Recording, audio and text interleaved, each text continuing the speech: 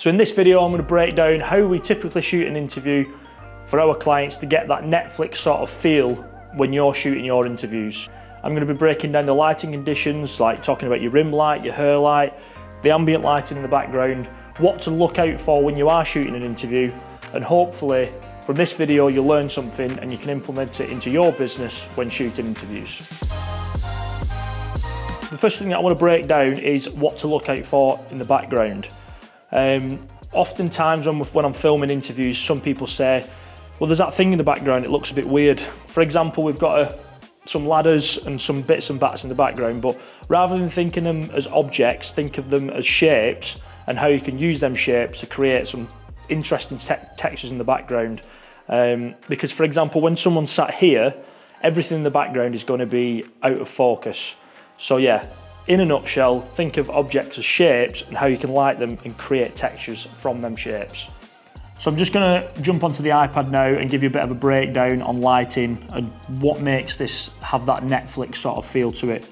We've got one big dome light there that's shining light onto Eloise's face, and we're getting a nice roll off on the face and creating that tiny little triangle of light which we called rim rack light. But if we didn't have a light here which is tucked away behind the camera, this is our rim light, it's just creating that little bit of separation from the subject to the background.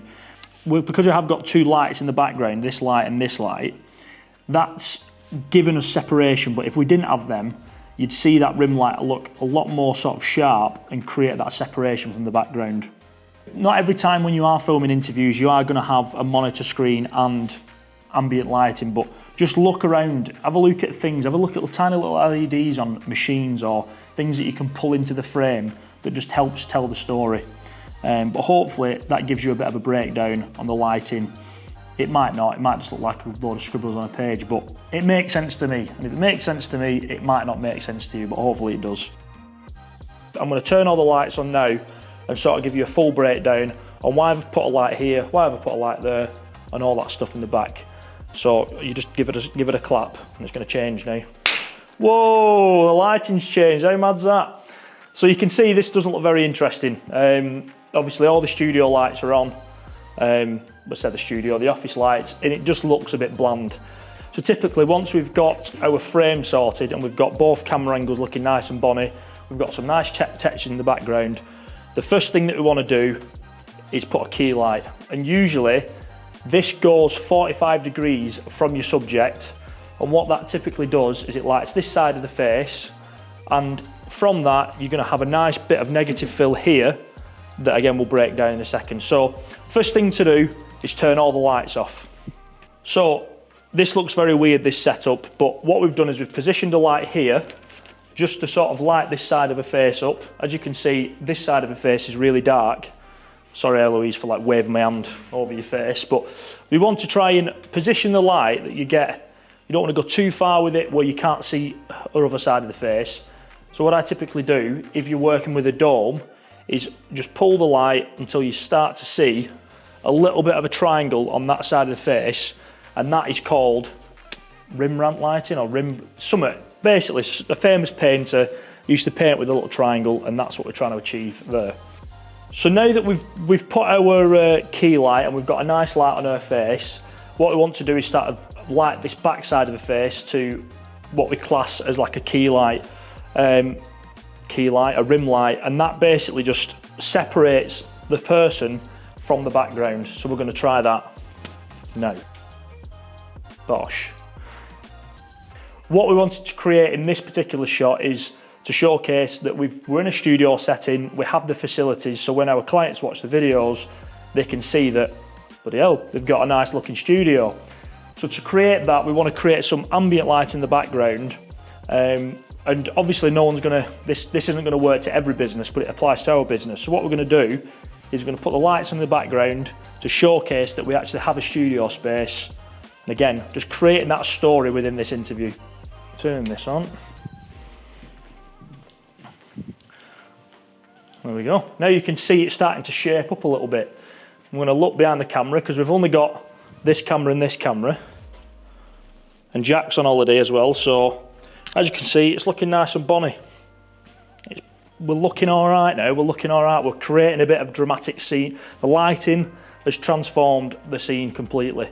But what I would do is typically add a bit of colour into the scene to make it a little bit more interesting, is adding things like ambient lights, which can often be lamps, little neon lights, monitors, anything like that.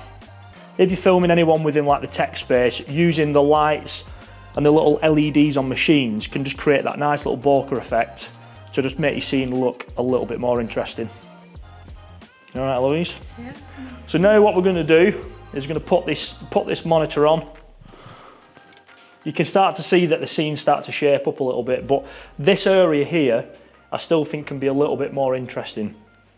So what we're going to do is going to add some neon lights just to really give it a pop of colour here to complement the light from this side, and just really make the whole scene just to that next level. Come on, hey, there we go. And now you can see that there's like the scene starting to look finalised and finished. I'm going to step out of the shot now so you can see what the hell's going on. Got a nice bit of texture in the background now, a bit of pop of colour. If we was going to do a lower third popping in, we've got clearance for that, as you can see now. There's nothing blocking that lower third, it's looking clean, precise, it's telling a story of what we do as a business. The scene's nice, the interview's happy, Bob's your uncle. So the next thing that I want to talk to you about is audio. And if you have the space and you have the time to set it up, I would always recommend using one of these bad boys. This is a shotgun microphone, and typically if someone sat here, that would just be over their head to sort of get as close as to the subject as possible, but it's not in the shot of the camera. And how we do that is by using something called a boom pole. And this basically connects up to the shotgun microphone like so. If you're filming an interview on your own and you don't have someone to hold the boom pole, I'd stick it on a C-stand and just have it just slightly over the subject's head. If you don't have a shotgun microphone, I would always recommend getting something like a lapel microphone, but sometimes in interviews, having that lapel can be a little bit distracting. So if I was to go for anything, I would recommend that. One thing to note with lighting an interview, probably the most important thing about interviews is getting decent audio. So always have audio in the forefront of your mind.